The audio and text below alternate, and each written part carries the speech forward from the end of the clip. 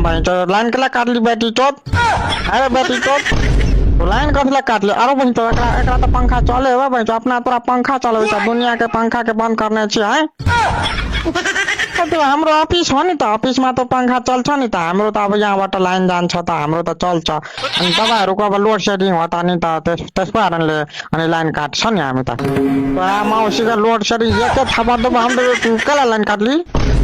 अरे गर्मी से लोग के बहन चो बाप से भेंट भगा ले शाम तू बहन चो पंखा चला गया बैठल छे ऑफिस में एसी एसी रो बहन चो एसी है रो।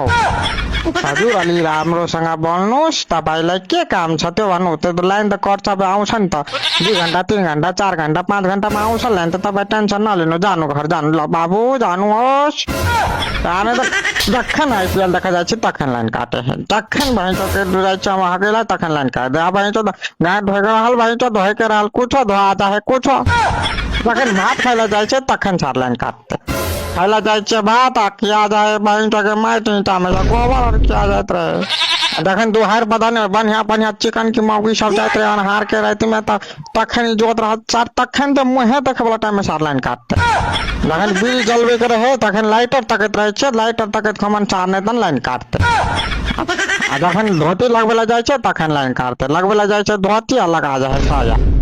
तब तो अलगे झगड़ा करला के हमार वाला बुढ़वा साया लगा ले हम वाला धोती लगा लेबे तो केहन लगता है ओकर मन केहन हेतै एना के कहते अधे साबुन